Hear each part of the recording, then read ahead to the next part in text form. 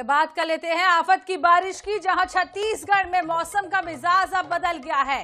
बंगाल और उड़ीसा में बने सिस्टम के असर से प्रदेश के कई जिलों में अगले 24 घंटे तक भारी बारिश रहने का अलर्ट जारी कर दिया गया है। रायपुर, बस्तर और दुर्ग संभाग के कई इलाकों में तेज बारिश की संभावना है। वहीं सूरजपुर में जीक नदी पर बने स्टॉप डैम की रिटर्निंग वॉल पहली ही बारिश में ढह गई, जिसके बाद निर्माण गुणवत्ता पर भी सवाल खड़े हो रहे हैं। इधर बीजापुर में लगातार 4 दिनों से बारिश से नदी नाले उफान पर है और कई गांवों का संपर्क टूट गया है। वहीं पखांजूर में आंधी तूफान से पेड़ और बिजली के पोल गिरने से जनजीवन प्रभावित है। इधर दूसरी ओर बात सूरजपुर की करें तो नदी में बने वही 10 वर्षीय मासूम की तलाश अभी भी जारी है और आपको बता दें कि रेस्क्यू ऑपरेशन किया जा रहा है। तो ये 3 तस्वीरें आप देख रहे हैं, पखांजूर, सूरजपुर, बीजापुर, और आप सोचिए कि बारिश किस हद तक हो रही है। नदी नाले सभी उफान पर हैं, जनजीवन पूरी तरीके से प्रभावित है। तो बात छत्तीसगढ़ की कर रहे हैं और छत्तीसगढ़ के अलग अलग इलाकों में बारिश ने अपना रुख दिखा दिया है। आपको बता दें पखांजूर, सूरजपुर, बालोद, बीजापुर और दंतेवाड़ा की ये तस्वीरें हैं, जहां लगातार झमाझम बारिश हो रही है। हालांकि प्रशासन और रेस्क्यू टीम भी मौजूद है और लगातार राहत और बचाव कार्य भी जारी है। और INS 24/7 भी आपसे अपील करता है कि जरूरत ना हो तो घर से ना निकले, नदी नाले पार करने से बचें, क्योंकि सबसे पहले अपनी जान की रक्षा करना जरूरी है। तो छत्तीसगढ़ में मौसम का मिजाज आपको बता रहे हैं, लगातार बारिश से जनजीवन पूरी तरीके से प्रभावित हो चुका है। रायपुर में भी आपको बता दें कल शाम से लगातार बारिश हो रही है।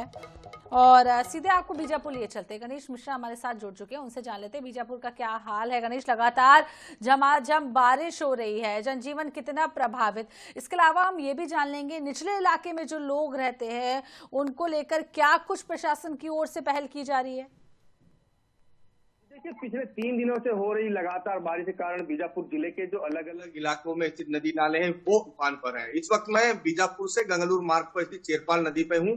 2 दिनों तक यह पूरा इलाका इस इलाके में बाढ़ के कारण पूरी तरह से जनजीवन अस्त व्यस्त था। हालांकि आज सुबह से ही जब पानी थोड़ा कम होने लगा, बाढ़ उतरने लगा, तो लोग अब धीरे धीरे जिला मुख्यालय की ओर रुख करने लगे, क्योंकि देखिए इस इलाके में 100 से अधिक गांव जो हैं वो जिला मुख्यालय से कट चुके थे। और सबसे ज्यादा अगर परेशानी किसी को हो रही थी तो वो किसानों की थी, क्योंकि इस इलाके के किसान बीजापुर पर ही आधारित है, क्योंकि जब तक वहां से पेट्रोल पंपों से डीजल इन्हें नहीं मिलता तब तक इनकी किसानी अधूरी होती है। तो कहीं ना कहीं देखिए बाढ़ के कारण 2 दिनों तक लगातार जो ग्रामीण है, जो इस इलाके के रहवासी हैं, वो काफी बेहद परेशान थे।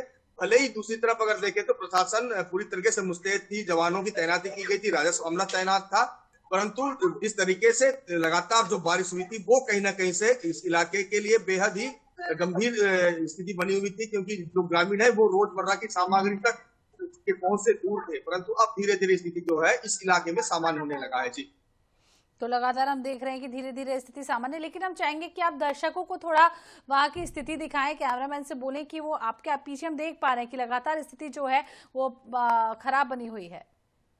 जी बिल्कुल, आप मेरे पीछे है, आप लोग देख सकते हैं कि जो नाला है ये हम लगातार पिछले 2 दिनों तक ये पूरी तरीके से जलमग्न रहा है। इस इलाके में जो ग्रामीण थे वो पूरी तरीके से जिला मुख्यालय से कट चुके थे, तो कहीं ना कहीं बहुत सारी दिक्कतों का सामना जो है ग्रामीणों को करना पड़ रहा था, परंतु अब धीरे धीरे स्थिति जो है सामान्य होने लगी। तो धीरे धीरे स्थिति सामान्य है, हालांकि तस्वीरें और भी सारी परेशानी बयां कर रही है। बहुत बहुत शुक्रिया तमाम जानकारी देने के लिए गणेश आपका। तो लगातार झमाझम बारिश से छत्तीसगढ़ के अलग अलग इलाकों में पानी जो है भर चुका है, नदी नाले उफान पर है, प्रशासन और रेस्क्यू टीमें भी लगातार अलर्ट पर हैं। तस्वीरें आप देखिए किस तरीके से ये बहाव है और बच्चे हालांकि यहाँ पर खेलते हुए नजर आ रहे हैं। पुल पुलिया पार करने से पहले जरूर सावधानी बरतें, तेज बहाव में पुल पुलिया पार ना करें।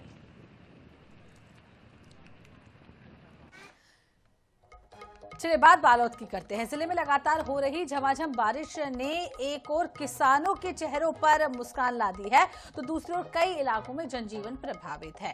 जिले में अब तक सामान्य से 22.7% अधिक बारिश दर्ज की गई है, जिससे धान की रोपाई और कृषि कार्यों को गति मिलेगी। इसके अलावा प्रसिद्ध धार्मिक स्थल सिया देवी का संपर्क पुल पर तेज बहाव के कारण प्रभावित हो गया है और श्रद्धालुओं की आवाजाही में भी परेशानी हो रही है। दूसरी तरफ बालोद नगर पालिका का ड्रेनेज सिस्टम भी भारी बारिश के आगे जवाब देता नजर आया है, जिससे कई वार्डों में जलभराव की स्थिति बन गई है। प्रशासन ने लोगों से नदी नालों और जलमग्न पुल पुलियों को पार नहीं करने की अपील की है। ये तस्वीरें आपको बालोद से दिखा रहे हैं, जहां पर लगातार बारिश से जनजीवन प्रभावित नजर आ रहा है। और आपको बता दें कि एक मार्ग है जहां पर बारिश की वजह से पुल जो है पूरी तरीके से भर गया है और गाड़ियां हालांकि यहां से निकाली जा रही हैं, लेकिन बड़ी अनहोनी को चेतावनी देती है तस्वीरें सामने आई हैं।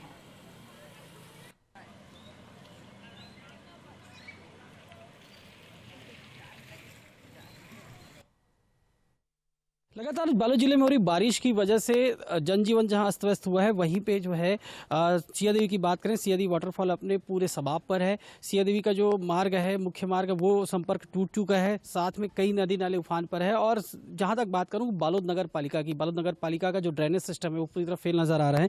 इस वक्त मैं बालोद नगर के वार्ड नंबर 12 में खड़ा हूँ। आप मेरे पीछे देखिए, जो नज़ारा आप लोग को नज़र आ रहा है, ये कोई तालाब नहीं है, ये वार्ड की गलियां हैं और वार्ड की गलियां पूर्णतः जल से सरोवर है। और यही आलम जो है हर जगह आपको नज़र आएगा। मैं आपको तस्वीरों के माध्यम से दिखाना चाहूँगा कि किस तरह से जो है पालिका का ड्रेनेज सिस्टम पूरी तरह फेल नज़र आएगा आपको। ये जो गाड़ियाँ जो डूबी नज़र आ रही है और ये जो मंजर नज़र आ रहा है, ये तालाब से कम नहीं है। हालांकि ये कि वार्ड है, वार्ड की गली है, लेकिन पानी पूरी तरह भरा हुआ है। पानी निकासी का कोई साधन नहीं है और सभी जो है यहाँ के वार्डवासी जो है लगातार परेशान हो रहे हैं। हमारे साथ में कुछ लोग भी मौजूद हैं, हम उनसे बात करेंगे। वार्ड के भी कुछ लोग हैं। आपकी गली में लगातार पानी जो है तालाब की तरह नज़र आ रहा है।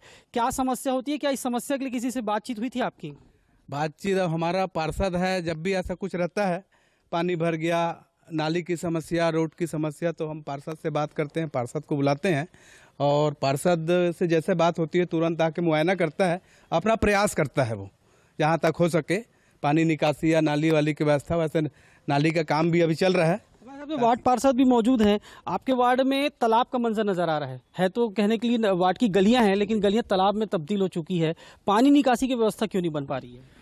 इसके पहले भी नगर पालिका में काफ़ी बार आवेदन दे दिया जा चुका है और जैसा कि चुनाव हुआ, चुनाव के बाद में हमको मास्टर प्लान कहते बना के देने को बोला गया। हमने मास्टर प्लान में ये सब चीज़ें लिख के दी है, बट 1 साल से ज़्यादा हो चुका है चुनाव को और बार बार आवेदन देने के बाद भी किसी प्रकार की कोशिशें नहीं की जा रही है। और आज ये देखने को हमको मिल रहा है हमारे वार्ड में कि पूरा जो हमारा तालाब है, तालाब की तरह हमारा पूरा वार्ड बन चुका है।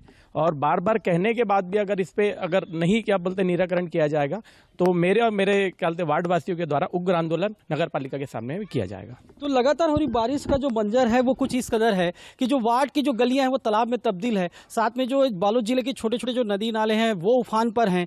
सिया देवी का जो मुख्य मार्ग का संपर्क है वो भी टूट चुका है। बारिश ने चारों तरफ तबाही मचा के रखी हुई है। आलम तो यह है कि वार्ड की गलियां भी तालाब में तब्दील हो गई है। पालिका का ड्रेनेज सिस्टम फेल हो चुका है। अब देखना होगा कि कितने जल्दी ये ड्रेनेज सिस्टम को ठीक कर पाते हैं, तब ताकि वार्डवासी राहत की सांस ले पाएं। INS 7 के लिए बालोद से राहुल भूतड़ा। चलिए बात पखानजोर की करते हैं, जहां भारी बारिश और तूफान ने तबाही मचा दी है। पखानजोर मुख्य मार्ग पर गिरे दर्जनों पेड़, कई विद्युत पोल भी टूटकर गिरे हैं। आंधी तूफान से यातायात पूरी तरीके से ठप पड़ा हुआ है। यात्री बसों का संचालन बंद है। बांदे BSF कैंप की छत पर भी पेड़ गिरा है। PWD विभाग की भूमिका पर सवाल उठ रहे हैं। तो तस्वीरें आपको दिखा रहे, लगातार आंधी तूफान की वजह से पेड़ गिर रहे हैं और जिसकी वजह से आवागमन पूरी तरीके से बाधित नजर आ रहा है, क्योंकि सड़कों पर ये पेड़ गिर गए हैं और लोगों को रास्ते से गुजरने में परेशानी का सामना करना पड़ रहा है। पखानजोर से तस्वीरें सामने आई हैं और 1 या 2 नहीं, दर्जनों पेड़ यहाँ पर गिरे हैं, जिसकी वजह से जनजीवन पूरी तरीके से प्रभावित है।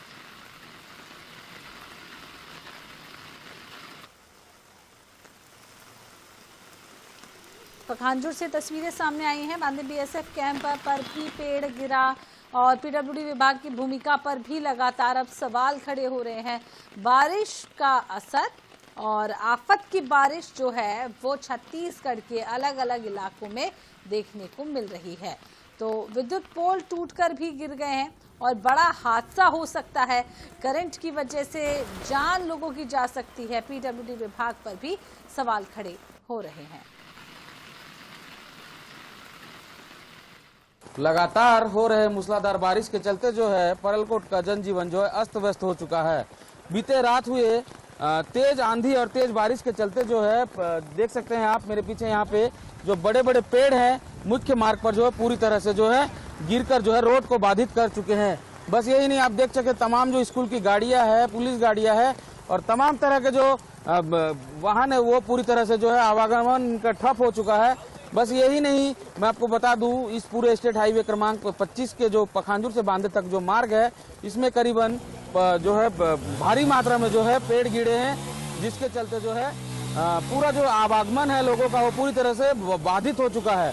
और मैं आपको दिखाना चाहूंगा संपूर्ण बेड़ा जो है यहाँ दिखाई दे रहा है कि बांदे पुलिस विभाग द्वारा जो है यहाँ पूरा रोड को जो है क्लियर किया जा रहा है। अभी तक पीडब्ल्यूडी विभाग के कोई अधिकारी कर्मचारी या किसी भी प्रकार के जो है कर्मचारी यहाँ पर नहीं पहुंचे हैं, जिसके चलते पूरा बेड़ा जो है बांदे पुलिस विभाग ने उठाया इसे साफ करने का।